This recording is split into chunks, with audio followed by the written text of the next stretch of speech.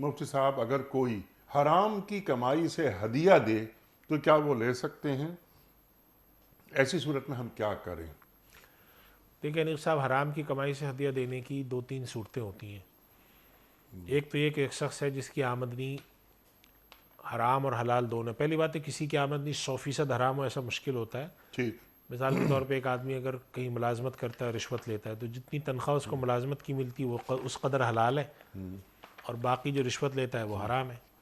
تو اگر کسی کے بارے میں یہ پتا ہو کہ اس کی غالب آمدنی حرام ہے، جی۔ کم آمدنی حلال ہے، تو اس سے پھر ہدیہ نہیں لینا چاہیے، پہلی بات۔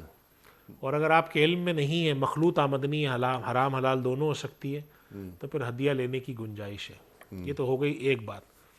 دوسری بات یہ کہ اگر کسی آدمی کے بارے میں آپ کے علم میں ہے کہ اس کی آمدنی حرام ہے جی۔ اور آپ چاہتے ہیں کہ اس سے ہدیہ نہ لیں، لیکن نوعیت تعلقات کی ایسی کہ اگر آپ ہدیہ نہ لیں تو اس سے بہت تلخی یا بہت زیادہ خاندان میں شکست و ریخت پیدا ہوگی، تو پھر اس سے ہدیہ لے کر استعمال نہ کریں، کسی کو دے دیں۔ اچھا۔ جیسے مثال کے طور پہ بسا اوقات رشتے ہوتے ہیں آپ کے، سسرالی رشتے ہیں، دوستی کا رشتہ ہے، اور کوئی سا رشتہ ہے جس کے اندر آپ سمجھتے ہیں کہ میں اگر اس کے منہ پر اس کا ہدیہ واپس کروں گا، تو کسی نے آپ کو ہدیہ دیا، آپ نے کہا میں نہیں لیتا، تو وہ ظاہر ہے پوچھا کہ کیوں نہیں لیتا؟ اب آپ نے کہا تم حرام کھاتے ہو، تو یہ تو بہت ہی ایک جسے کہتے ہیں نا سخت بات ہو جاتی ہے۔ تو اس چیز میں لوگوں کی آداب اور رعایت رکھنا بھی ضروری ہے۔